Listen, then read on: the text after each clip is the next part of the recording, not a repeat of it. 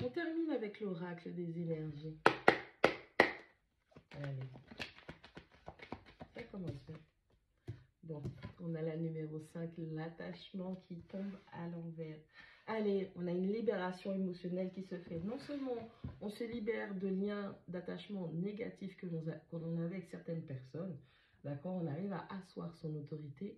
Et en plus de ça, on brise des blocages, des chaînes qui nous empêchaient d'avancer, okay, de nous expandre. On a un accès à la liberté là. Ouais. Avec la numéro 2, le voyage, on dit que vous êtes en train, pour l'instant, il y a une hésitation, vous n'êtes pas sûr de pouvoir passer à autre chose, de pouvoir avancer, mais vous êtes déjà sur le bon chemin. Il va falloir apprendre à se délester de ces fardeaux, ok, comme ces liens qui vous ont empêché d'avancer, ces masques que vous avez portés pour faire plaisir ou pour vous fondre dans votre entourage, d'accord? Il va falloir vous délester de vos fardeaux, juste prendre les leçons qui vont avec, mais les fardeaux, il va falloir vraiment vous délester d'eux pour pouvoir avancer et être en paix sur le chemin de votre voyage.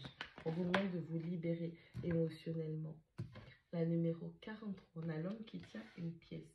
Allez, on a une personne qui débloque sa vie, qui débloque sa situation, qui débloque son état émotionnel. Que ce soit l'état émotionnel qui soit lié au travail, qui soit lié à la famille, qui soit lié à la santé, qui soit lié à la relation, d'accord, qui soit lié vraiment à l'amitié. Ou au niveau du cadre professionnel, on a une personne qui se défait de ses blocages, qui retient ses leçons, mais qui ne part pas avec les valises pour le strict minimum. Et le strict minimum, déjà, c'est notre compréhension pour pouvoir avancer, évoluer dans le monde. Et grâce à ça, on comprend qu'on s'est créé soi-même des blocages et on s'est retenu quant à comment on pouvait faire pour ramener à soi une situation professionnelle ou matérielle pour avoir une forme de stabilité, de sécurité, d'ancrage et d'abondance financière et matérielle.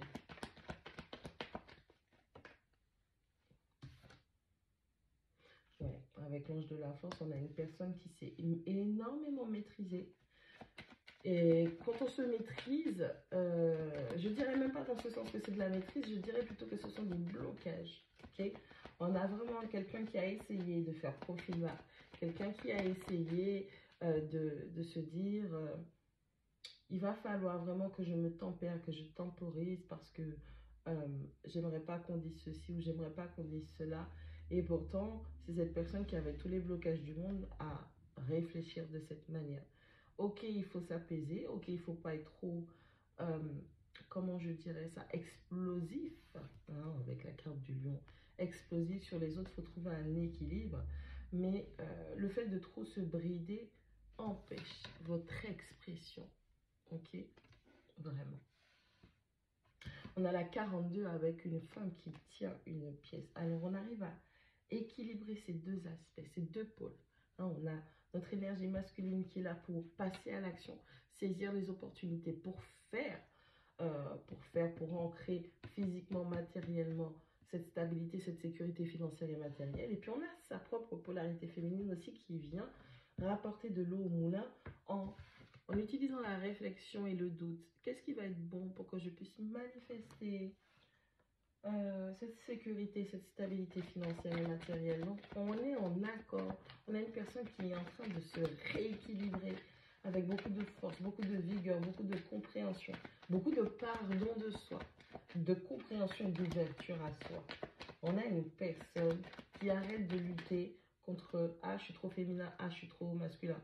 On a une personne qui arrive à tempérer les deux, à trouver son équilibre avec ces énergies qu'elle a. La vérité. La numéro 36, on parle de deuxième chakra, on parle de regain de force, regain de vitalité, regain de courage aussi. On a, on a de la virilité ou de la féminité qui ressort. Donc dans tous les cas, on a cet équilibre qui se fait entre sa polarité masculine et sa polarité féminine. Quant à la question du financier, matériel, trouver cette stabilité.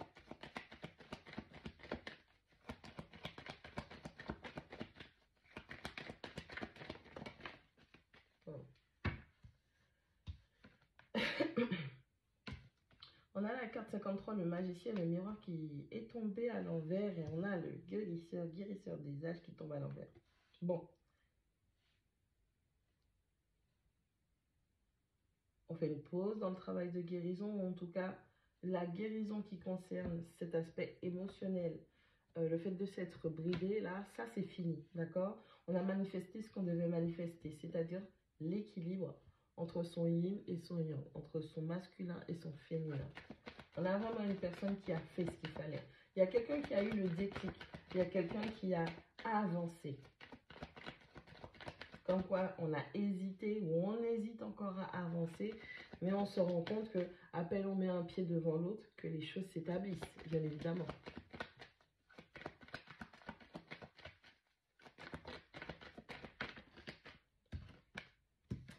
La numéro 27 s'en allait. On a une personne qui... La numéro 27, je disais, on a une personne qui est bien décidée à sortir de sa zone de confort. On a une personne qui s'ouvre à la réalisation de ses projets, à la concrétisation de ses projets. On a quelqu'un qui sort de sa zone de confort, que ce soit d'une situation, d'un lieu d'habitation, d'un emploi, peu importe, géographiquement, on a une personne qui est prête à avancer. On a la 48, on a l'ange de la balance. Donc là, on a l'ange de la force, là, on a l'ange de la balance.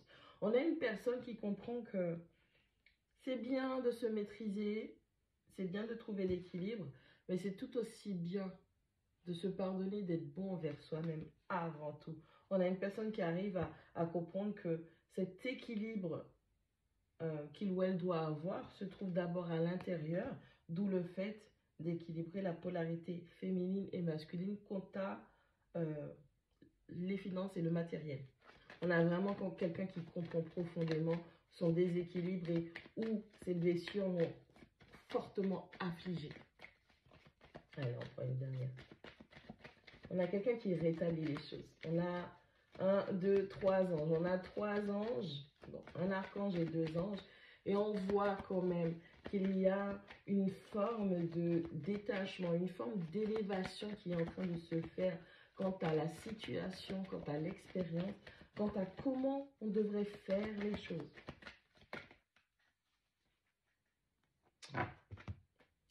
On a la numéro 6, le contrat. On prend un engagement vis-à-vis de soi. Que ce soit soi-même, les décisions que l'on prend pour soi, pour son bien-être. On a aussi le fait qu'il y ait des signatures, des accords, des ententes, des validations qui se manifestent.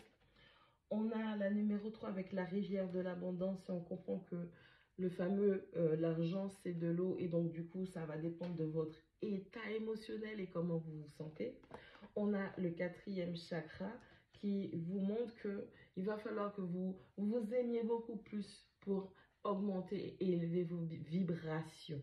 Donc voilà vraiment quelqu'un qui se libère de blessures, en tout cas qui n'arrêtait pas de se brider et qui a compris qu'au final, le but c'est pas de se brider. Guérir, oui. Avancer, oui. Se détacher de certaines choses, mais pas de s'écraser pour les autres parce que pendant que les autres se sentent bien, moi je n'ai pas d'équilibre et je m'attelle à créer cette harmonie en moi-même entre ma polarité féminine et ma polarité masculine. On a quelqu'un qui cherche à s'équilibrer. Si vous êtes une femme, c'est-à-dire que vous comprenez que vous ne devez pas être trop bonhomme et que vous devez aussi laisser parler votre féminité. Si vous êtes un homme, vous comprenez que vous devez développer, travailler votre intelligence émotionnelle quant aux situations que vous voulez manifester dans votre